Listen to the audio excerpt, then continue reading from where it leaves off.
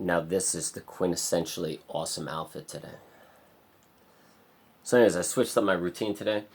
Got off these banana weird pancakes I was making. That was just zapping my energy. So yeah, so just the fact that I am dismissing them is very convincing me to be more energetic. And I'm also considering this is really cool. I got all these wings today. Giving up like the butter THC stuff in my fridge. Maybe that will help me out. Create more of a stable routine. And I was just outside, and I was just like, I thought about how my body language was not very confident in the last 2 days, and how certain people will take advantage of you if they see you as a weak person. And I was just outside, and I realized this. And I realized that like something that somebody said to me yesterday was a direct reflection of my body image and like how I perceived myself. And I came across as a weak person to them. So they said something to me that was like kind of controlling. And I kind of picked up on it, but I was so fucking tired yesterday that I was just like,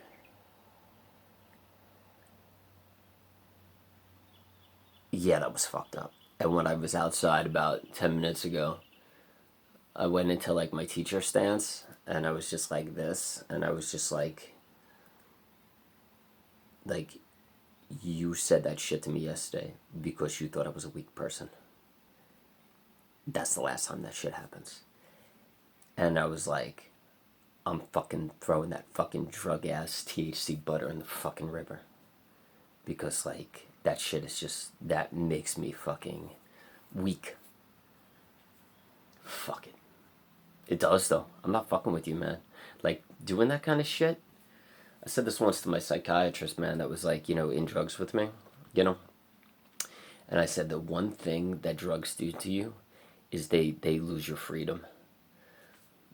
Like, you lose your freedom on drugs. Like, you lose your freedoms. Like, people start to see you as like this fuck up or this weak person or whatever the fuck it is. Like, the law could just arrest you and fuck with you completely. Like, you have nothing going for you. And it's just like, do you allow yourself to lose your freedom? Do you allow people to look at you like you're lesser of a person? And for me, like, I kind of suffer from the same thing Russell Brand does. Like, I'm highly sensitive, but I'm like highly aggressive. So if you give me a drug and it makes people kind of take advantage of me or control me or see me as a lesser being, for me, like, oh, when I come out of that state, I'm gonna fucking kill you. Like, oh, because you can take advantage of me on my weekdays, but on my strong days, I will fucking murder you. Because I don't give a fuck about anybody.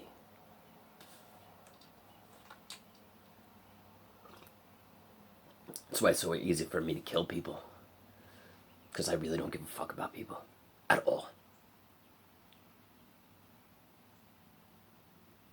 Like, if everybody was obliterated off this planet, I could give a fuck. As long as you give me my squirrels and my rabbits. As long as you leave me my squirrels and my rabbits. And my mallard ducks. Leave me my mallard ducks.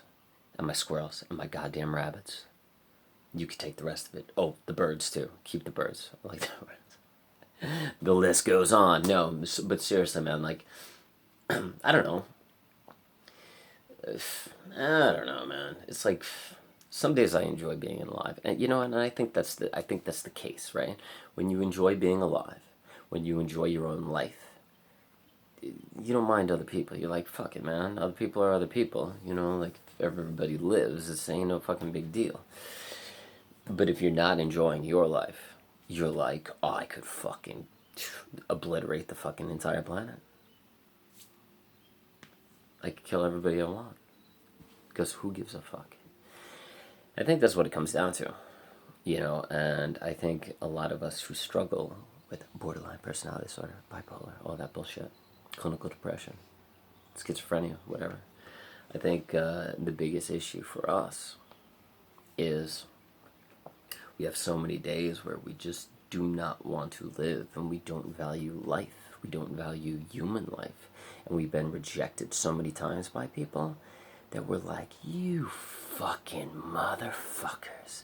Because the rejection is constant. And a lot of it has to do with our actions, what we do. You know, our anger levels, all that shit. But a lot of it is just because we're fucking really weird. And we say heinous shit, or we're manic and we talk too fast, or like people pick up on isms with us, where they just know that we're fucking mentally ill, or we have personality disorders. They pick up on these fucking isms, and they're like, well shit, man. This person's obviously fucking off their rocker. This person's fucking crazy. So, yeah, see you later. And then we get paranoid because we realize that people, you know, see us as different. Fucking so weird. Such a weird disorder. Such a weird mental illness. I honestly fucking hate it. It's like, you know, and I hate to say like there's a God or creator or all this shit, but if somebody set up the genetics, or if somebody set up like the environment in which we were raised, you know, trauma, abuse, that kind of thing, that would led to, you know, the borderline personality disorder, you know, it's like, okay, like, why the fuck did you do that? Like, why did you set up those conditions? Or why did you give me those genes? Like, like I don't understand that shit. And it's just like, and then you have other people, like, I have a sister. She got off scot-free, man. She's got nothing wrong with her. She's an average person. She could keep a job for millennia. And nothing ever touches her, you know. She's accepted by people. She's not weird or different. She's very stable. She's consistent from day to day. She's the same person on Monday as she is on Friday. There's no changes or wavery in her emotions or her, you know, being. And I'm born 2 years earlier, or 2 years later, I guess you could say, because I'm younger than her, and I have all these fucked up things. And it's like, okay, so why did I pick up the genetics from my grandmother, which was borderline? My grandmother was really fucked up. Or why did I, if I didn't pick up the genetics from my grandmother, like, why did I feel the trauma harsher than her, since we grew up in the same home?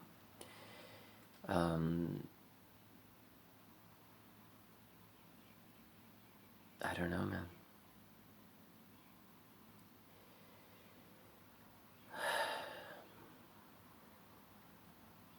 Getting through every day is getting more and more of a challenge. I think the more and more I grow older, the harder it is getting.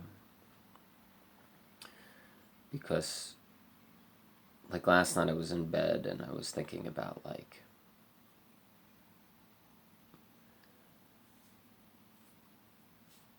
I feel like I'm gonna have severe regret at the end of my life because I felt like I didn't live correctly. Like I didn't live fully. I didn't live a full life. I didn't get to experience having a daughter and having a wife and, you know, working at a job for 25 years and making good friends at that job and like actually being able to live a full life.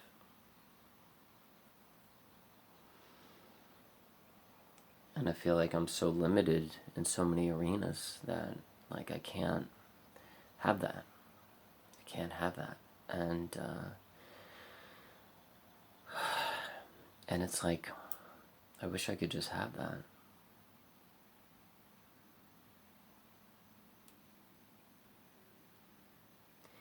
You know, and average people, they have that.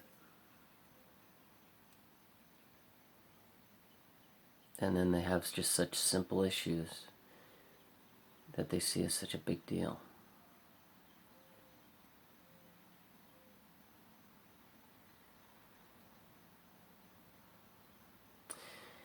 You know, average suffering, from what I've studied in, you know, spirituality and psychology, but mostly spirituality, average suffering, I mean, it's typical stuff. You know, people die around you. You should expect that. That happens. People are going to die around you that you love. You know, you're going to lose your job. Sometimes you're going to go broke. You know, your kids are going to get sick. They might get better. You might get divorced. You might not. You fall in and out of love. Tragedies happen. It's like an act. It's like a theater. It's like a theater. It's like a play.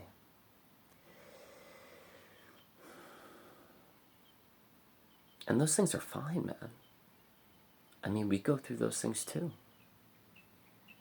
Well, maybe if you can't function like me, you don't really have a job and you don't have children and you don't have a wife or a husband.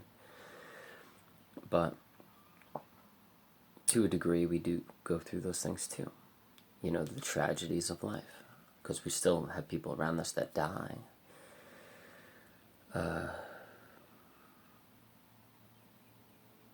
The only issue we have is sometimes we think to ourselves, like, are we going to die before them? You know, by committing suicide. Which comes across our mind quite a bit. Well, at least it does mine. I don't know if it does yours. But, you know, stacked on top of the regular theater suffering that average people go through, you stack upon that the suffering that we go through, which is the day-to-day mind-boggling of not knowing who you are, what you're doing, confusion, the emotional changes, the mood swings, the severe depressions, and then the manic highs, and then the paranoia, the anxiety, being fearful of people, the eating disorders, the sleeping disorders. There's a lot of them, man. I can't even, like, really. And then, you know, if you're somewhat schizophrenic, schizoaffective, then you throw in, like, seeing things or being afraid of seeing things, or it's an interesting life, man. It you know, it definitely, it's interesting.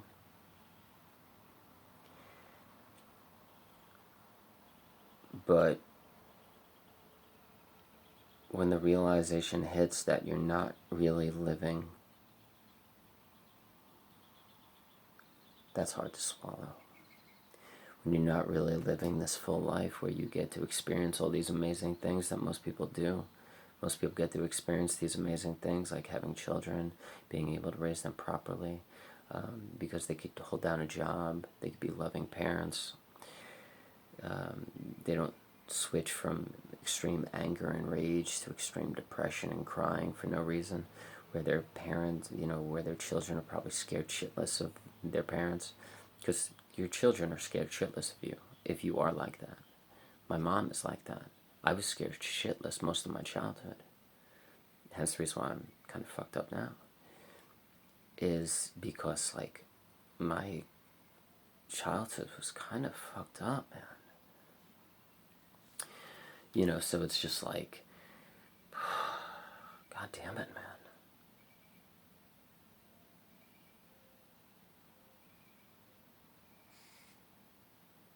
And the shit don't stop, man. Like, my mom called me last night, she started screaming. And I had to, like, just fucking put her in her place and calm her the fuck down.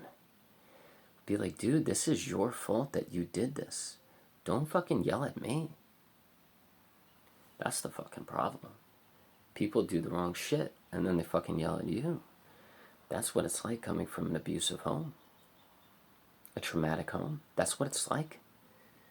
People fucking make rash decisions that are not rational at all, and then they fucking yell at you because they jumped the gun or they did something stupid, and now you're fucking getting yelled at. Or they had children, let's say that. Oh, I was about to get fucking rageful and angry right there. Whenever I'm in mental institutions, man, I tell people, like, don't fucking have kids. Because these people are bipolar and borderline and all this other shit. I'm like, if you have a child, number one, you could pass on your genes, because most people are bipolar. You could pass on your genes. Saying in mental institution, most people are bipolar in mental institutions. You could pass on your genes to your kids. Just think about that. Do you really want to create another person that goes through the suffering that you go through? Do you really want to take that chance? I remember I was in love with this girl across the street. And me and her were like we really bonded. We really had a lot in common. And, and I was like kind of convinced, like, yeah, I can make this work. I could, marry her and have a child with her. She lives across the street, she's not moving. She, like, it's like a monk place, and it's just like, we could get married and have a kid, live off property, but still be involved in the monk place, the temple place. And, and we could make this work, and I could have a child with her. Like, hopefully a daughter, because I'd rather have a daughter than a son. I've always wanted a daughter. And then one night I was having this dream, and she was in the dream, the girl that I was in love with, she was in the dream, and we were in this, like, hut, this small, like, mini house together. And she was standing on the side, and she had no idea what to do with her, like, daughter, because her daughter was, like, 7 or 8 years old. And her daughter was, like, sobbing, and she was, like, suicidally depressed. And I was hugging her. I was hugging the daughter. I was hugging my daughter. And I was, like, telling her everything was going to be okay. But I had no power to make her happy. Like, no power to make her happy. Because I had given her my genes. She was bipolar. And, like, the sadness and the depression, like, she was going through in the dream, I felt it, and I knew it because I've been there so many goddamn times. You don't even know why you're that goddamn depressed. You don't even know why you're suicidal. You don't even know why you're crying, sobbing for no reason. You're just there. You're in that darkness. You're in that suicidal state. And, like, I was hugging her, and I started to cry in the dream because there was nothing I could do. I was absolutely powerless. And the girl that I loved, that I had the child with, she was just standing in the dark in the corner of the room, and she had no idea what to do. Because I fucked up, and I chose to have a child with her, and now she's dealing with a child that's bipolar for the rest of that child's life. And she might have to worry about her daughter killing herself. She might have to worry about her daughter always being depressed and suicidal and crying constantly. Why would you do that to a child, knowing that you had that gene, okay? And taking a risk, because you might be like, oh, they might not get it. But if they do get the gene, and they are bipolar, then you really just destroyed a life. Not only did you destroy a child's life, you destroyed the person that you're with's life. Because having a bipolar child is one of the hardest fucking things you will ever experience in your goddamn life. And if you're watching this video and you're a parent of somebody that's bipolar or borderline, you know exactly what the fuck I'm talking about. So,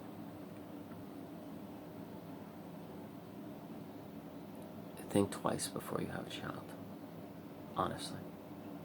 And if you're in a manic stage and you just want to have sex with everything that's like breathing,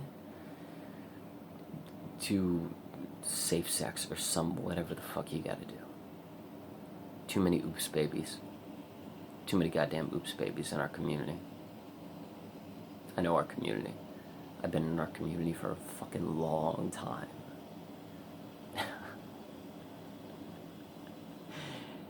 When you've spent as many days in mental institutions as I have, you know our community really well.